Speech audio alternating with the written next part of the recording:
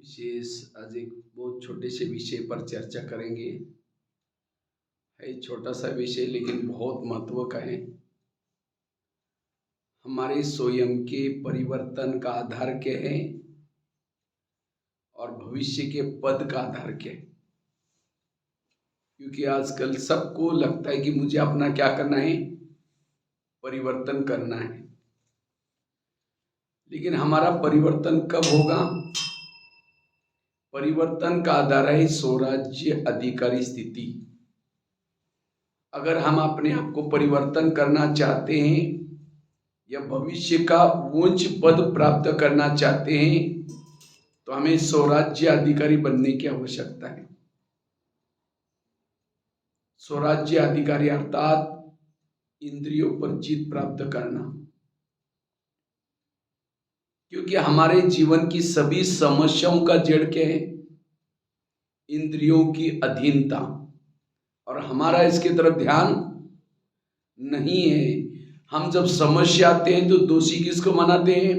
फलाने के कारण ऐसा हुआ, इस परिस्थिति के कारण ऐसा हुआ, इनके कारण ऐसा हुआ। किसी के कारण नहीं हुआ, कारण है हमारी खुद की कर्म इंद्रियां।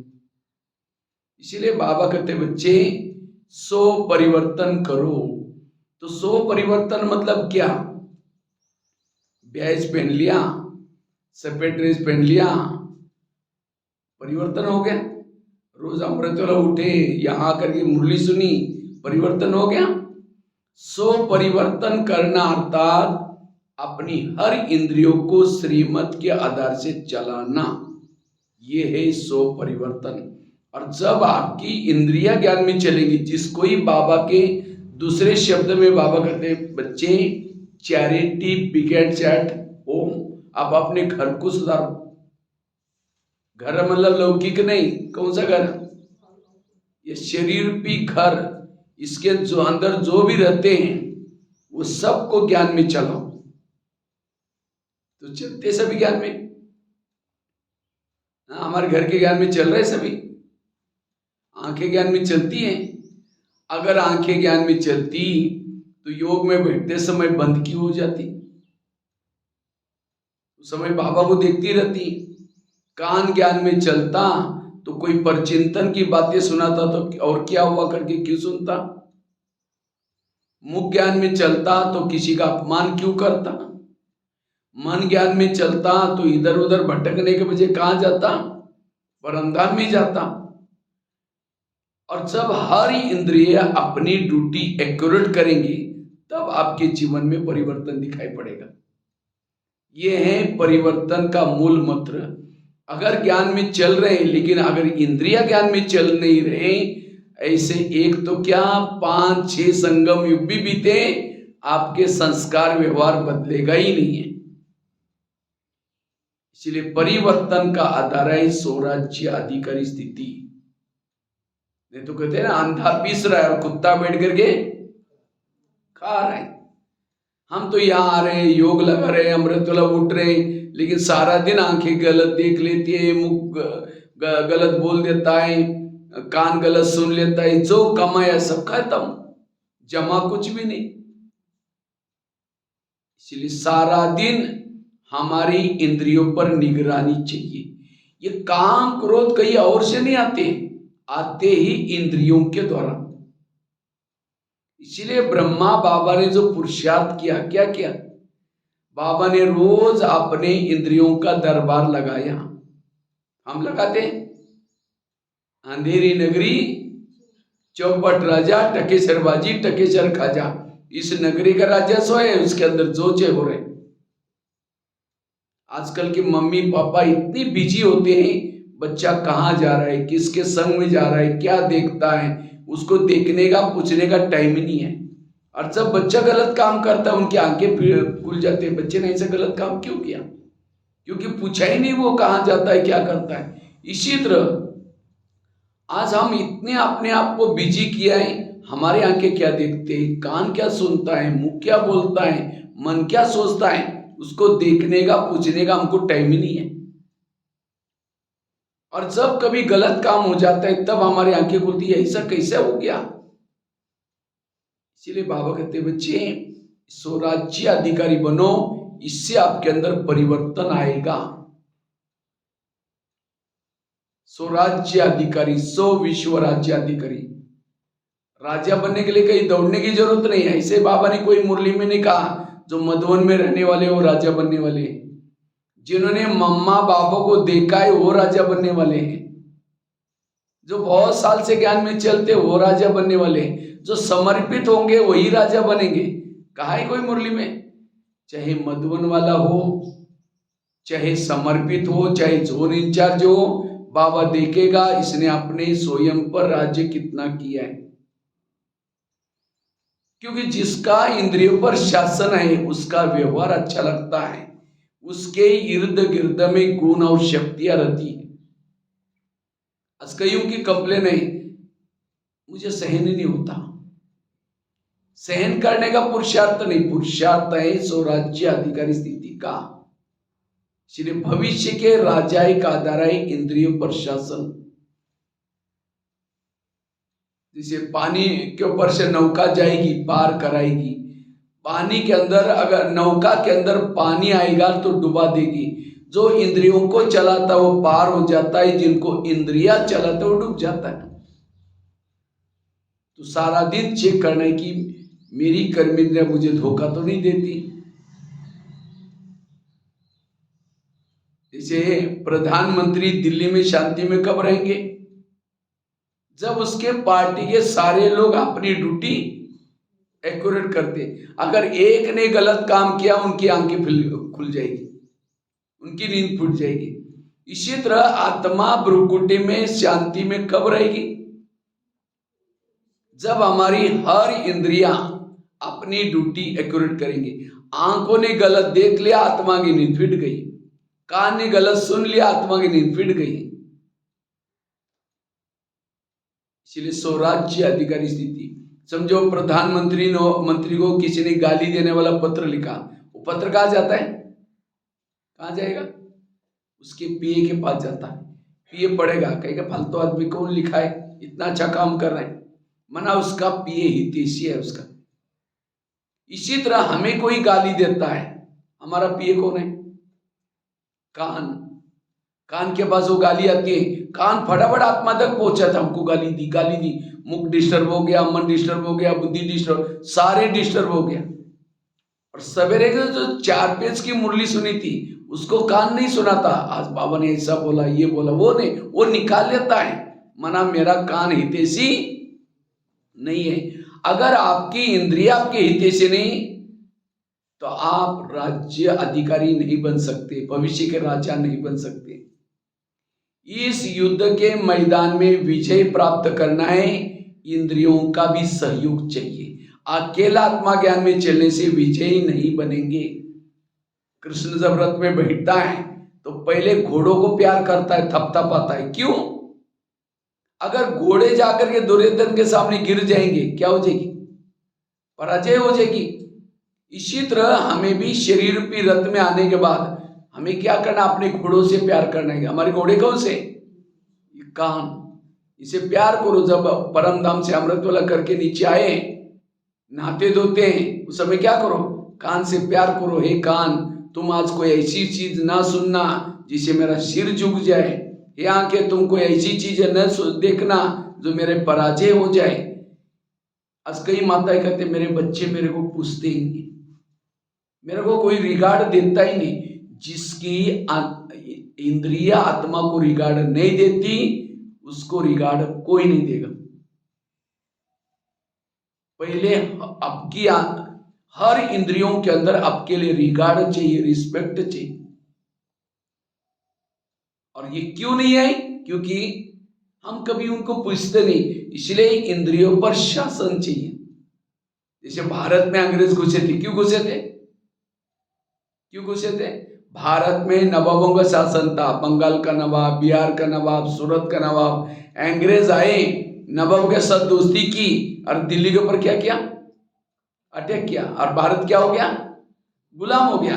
इसी तरह ये शरीर में हमारा एक देश है और इस देश की राजधानी क्या है? यह आत्मा राजा रहता है, दिल्ली। लेकिन इस शरीर रूपी देश में कई नवाब भी है। कौन से? कान, मुंह, आंखें, मन, बुद्धि, ये क्या है? नवाब है। तो माया रूपी अंग्रेज आते हैं और इस कर्मेंद्रिय रूपी माया रूपी अंग्रेज आते हैं, इस कर्मेंद्रिय रूपी नवाबों के साथ दोस्ती करते हैं। आंखों के साथ दोस्ती की, मन के साथ दोस्ती की, बुद्धि के साथ दोस्ती की, फिर आत्मा के ऊपर अटैक हो। और इसीलिए अब हमारा शरीर रूपी देश क्या है? गुलाम है।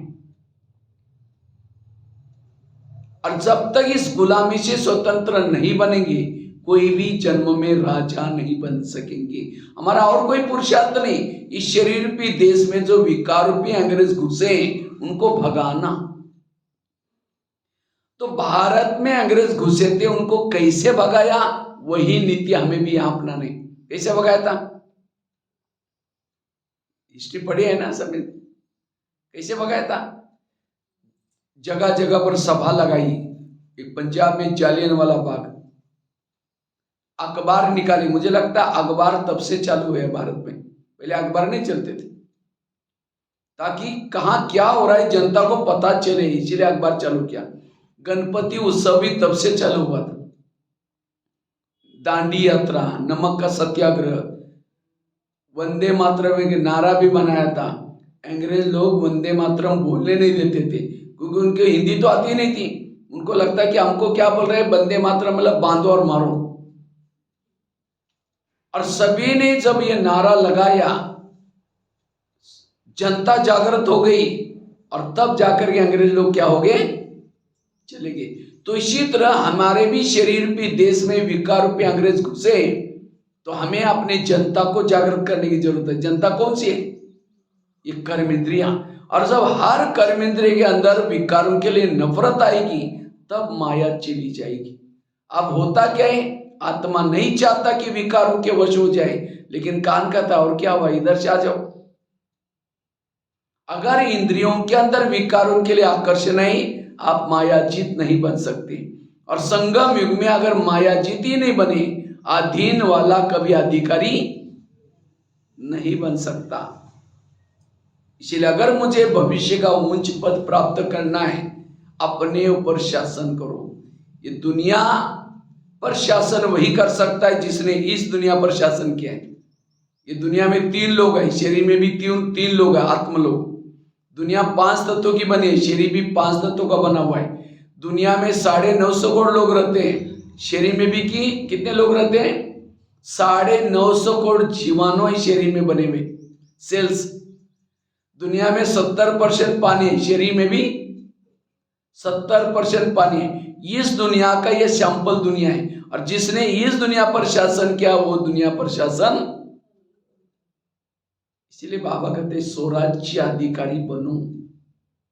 18 जनवरी में बाबा की मुरली चली थी। बाबा ने कहा, कई बच्चे कहते हैं बाबा हम भविष्य में क्या बनेंगे? तो बाबा कहते हैं अगर तुम्हारा इंद्रियों पर शासन है, तुम राजा बनोगे। ज्ञान में चलता है, धन से सेवा करता नहीं, ज्ञान किसी को सुनाता नहीं, इंद्रियों पर शासन नहीं है, वो क्या बनेगा? दास दासी। दासियां वही बनते हैं जो किसी का श्रृंगार, जो संगम युग में किसने श्रृंगार नहीं किया ज्ञान से, वो क्या बनेगी? श्रृंगार करने वाली दासी बनती है। जो यहाँ उदास रहते हैं वो दासी बनते हैं। उदास कौन रहता है? जो इंद्रियों के अधीन है। और कोई ज्ञान में चलता है, धन से सेवा करता है, ज्ञान सुनाता है, इंद्रियों पर शासन नहीं, साहूकार बनता है। ज्ञान में चलता है, इंद्रियों पर शासन है, धन से सेवा नहीं, ज्ञान भी दूसरे को नहीं सुनाया, क्या बनेगा? राजा तो बनेगा, लेकिन कंगाल राजा बनेगा। और कोई ज्ञान में चलता है, इंद्रियों पर शासन है, ज्ञान धन भी दूसरों को दे रहा है, स्थूल धन भी सेवा में लगा रहा है, वो है संपन्न राजा। तो चेक करो मैं क्या बनने वाला हूं, और आप कितना दिन मिलेगा कोई भरोसा नहीं है। तो मुकड़ा देख ले प्राणी, हम कहाँ हैं। इसीलिए बाबा कहते बच्चे स्वराज्य अधिकारी स्थिति यही सुख का आधार, वही शांति का आधार, वही आनंद का आधार है। जितना आत्मा 3 प्रकार के आसन होते हैं। एक है भ्रुकुटी का आसन, दूसरा है परमात्मा का दिल का आसन, दिल तख्त, और तीसरा है भविष्य के राजा का तखत। भविष्य के राजा का तखत उसको मिलता है जो परमात्मा के दिल पर बैठता है, और परमात्मा का दिल का आसन किसको मिलता है? जो अपने भ्रुकुटी के आसन पर बैठता है, अर्थात इंद्रियों पर शासन करता है। जिसका जो इंद्रियों पर शासन करता है, बाबा को सब प्रिय लगेंगे, उसका व्यवहार संस्कार अच्छा लगेगा। लेकिन इस आसन पर कौन बैठ सकता है? जो इंद्रियों पर शासन करता है वही भ्रुकुटी आसन पर बैठ सकता है। तो भविष्य के राजा एक आधार है इंद्रियों पर शासन करना। तो हम अपने इंद्रियों पर शासन कैसे करें? कैसे हम रोज अपना दरबार लगाएं? रोज अमृत वेले के बाद 5 मिनट अपने इंद्रियों से बातें करो। अमृत वेला करके जब नीचे आओ, नीचे आने के बाद जब शरीर रूपी देश में प्रवेश किया, शरीर एक ऑफिस है, एक देश है, और सभी अपने इंद्रियों को, अपने सहयोगी साथियों को बुलाओ, और सबसे पहले बात करो कान से। हे मेरे कान, तुम मेरे इस राज्य की शान हो, अगर तुम ना होते मैं ईश्वरी मावक के कैसे सुनता। इसीलिए हे कान, तुम्हारा बहुत बहुत धन्यवाद, और मेरा तुम्हारा पर विश्वास है, इसीलिए मैंने तुमको बॉर्डर पर रखा है। कान कहाँ है? बॉर्डर पर। अब जैसे कोई बॉर्डर पर रहने वाला सैनिक, पाकिस्तान के बॉर्डर पर रहने वाला कोई सैनिक, कोई आतंकवादी आता है और कहता है 1000 की एक थैला ले लो नोटों का, लेकिन मुझे अंदर जाने दो। अब उस सैनिक को लगता 1000 की नोटा, इतना थैला, मैं कितना दिन भी सर्विस करूंगा तो भी नहीं मिलेगा, चलो दो भैया और तुम जाओ। अगर वो नोटा लेकर के उसको छोड़ेगा, कितने लोगों को मारेगा वो? इसीलिए वो सैनिक को नोट प्रेमी नहीं, लेकिन क्या बनने की जरूरत है? देश प्रेमी। इसी तरह आज हमारे रक्षक, आत्मा की रक्षा करने वाला कौन है?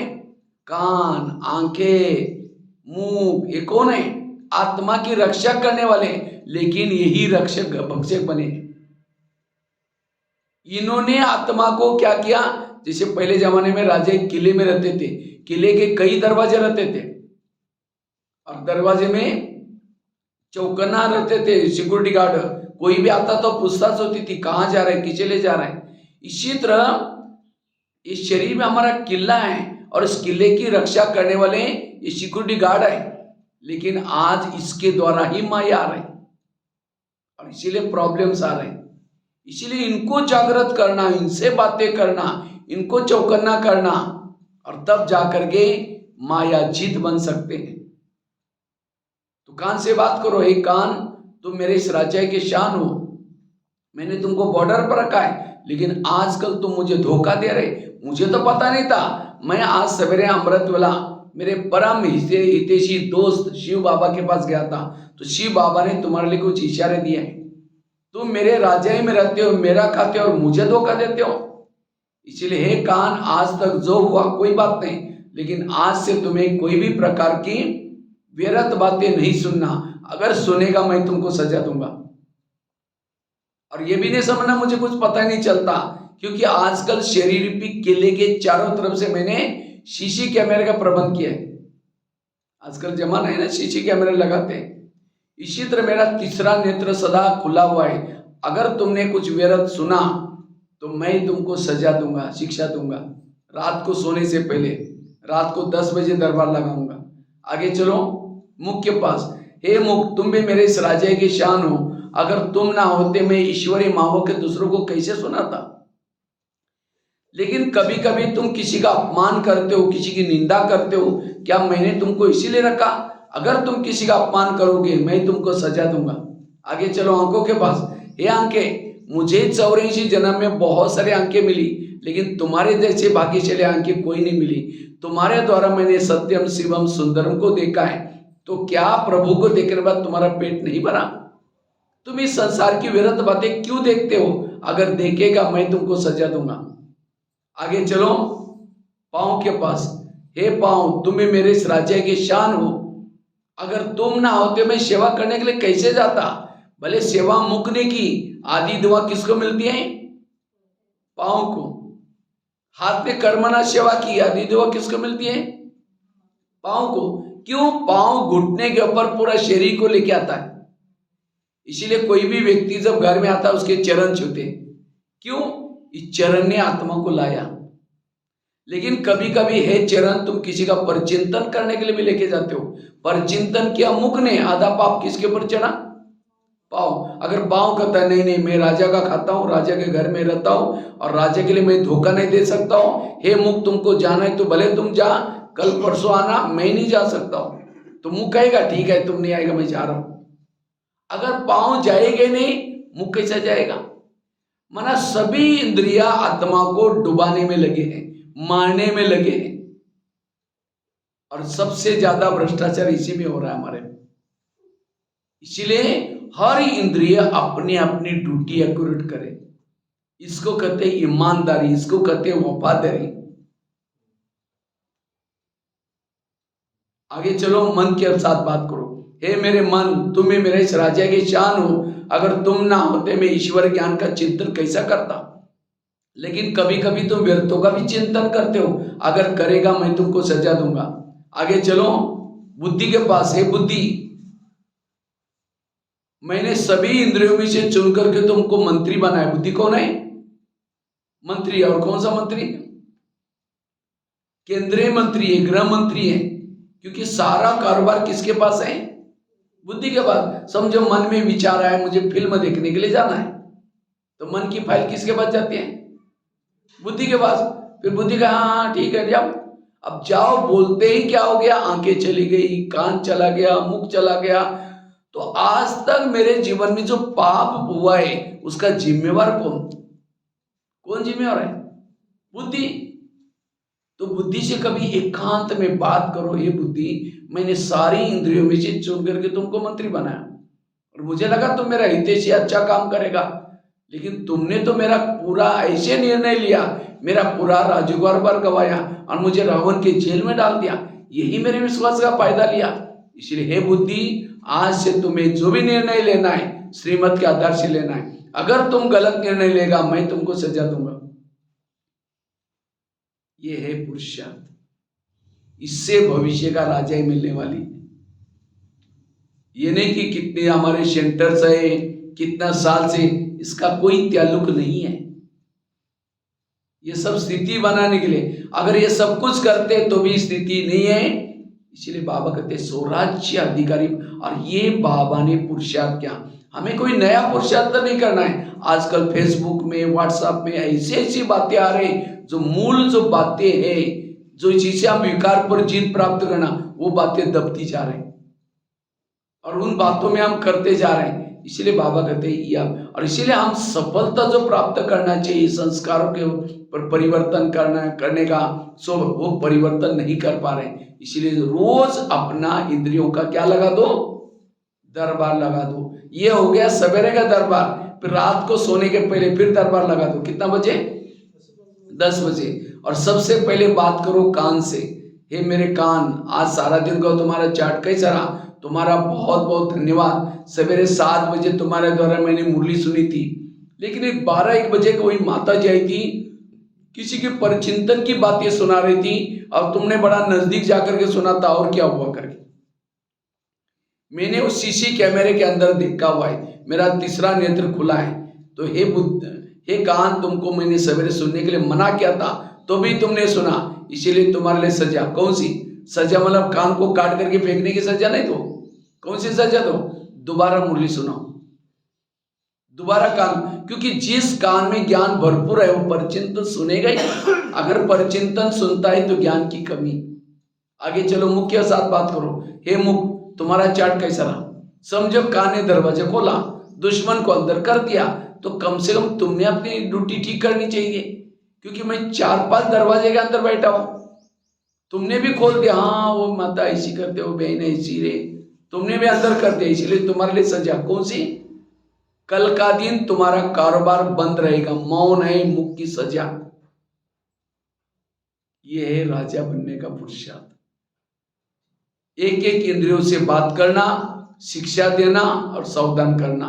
और जब हमारा इंद्रियों पर शासन रहेगा तब हमारे में संस्कार। संस्कार क्यों आते हैं? इंद्रियों के द्वारा आते हैं। हमारे संस्कार परिवर्तन हो जाएगा, हमें सच्चा सुख मिलेगा और भविष्य का पद का आधार है ये स्वराज्य अधिकारी स्थिति। क्योंकि राजाओं की निशानी होती है। राजा की क्या निशानी होती है? जिस शहर में राजा रहता है सब उसका कहना मानते हैं। अगर राजा अधीन है वो राजा नहीं है। दूसरी राजा की निशानी है, राजा दानी होता है। राजा के घर से कोई खाली नहीं आता।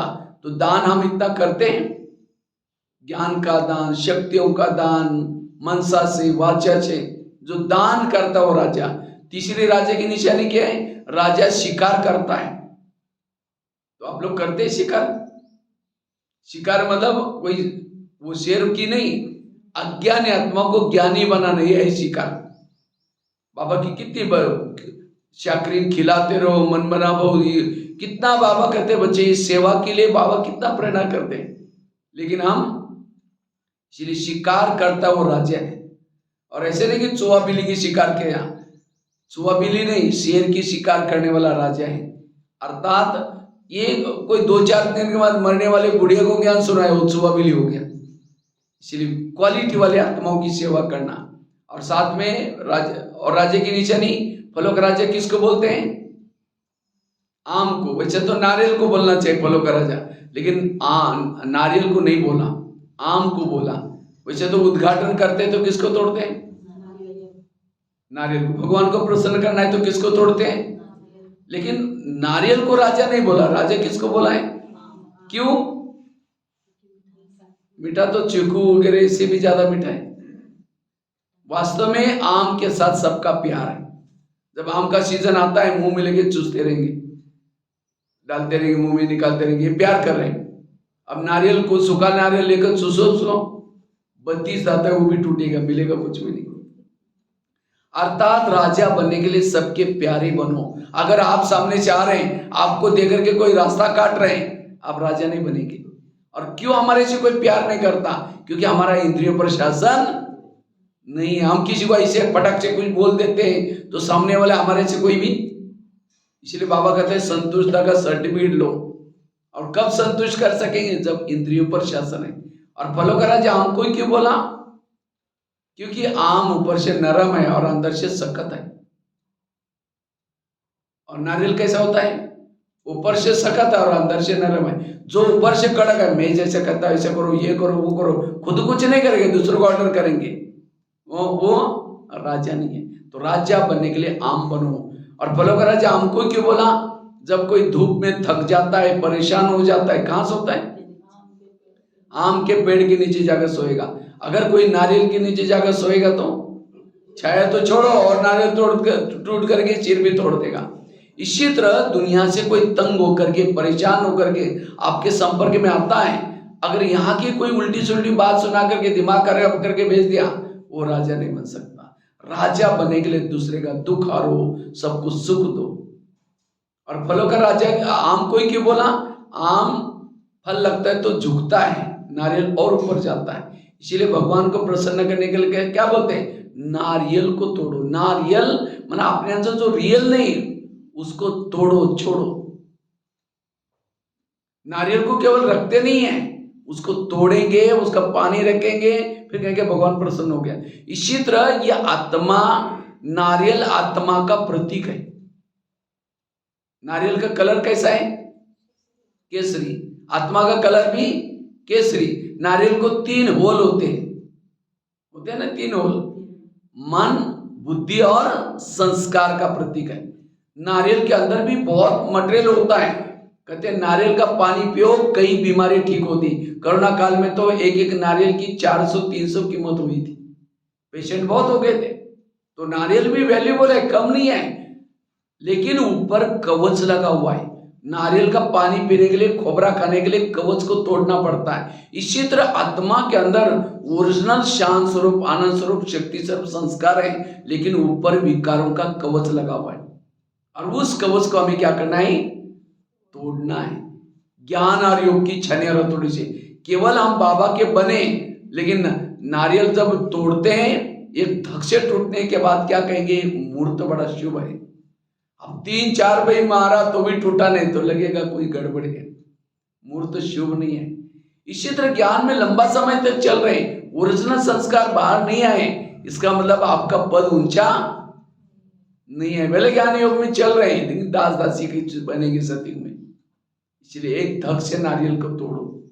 इसलिए इंद्रियों पर शासन यह हमारा मुख्य पुरुषार्थ है, इसके द्वारा हम अपने अंदर परिवर्तन कर सकेंगे। तो रोज हमें अपना दरबार लगाना है, शिकार भी करनी है और अपने नारियल को भी ये 2023 में अपना नारियल को क्या करो, तोड़ो। और इसका आधार है एक एक इंद्रियों पर शासन।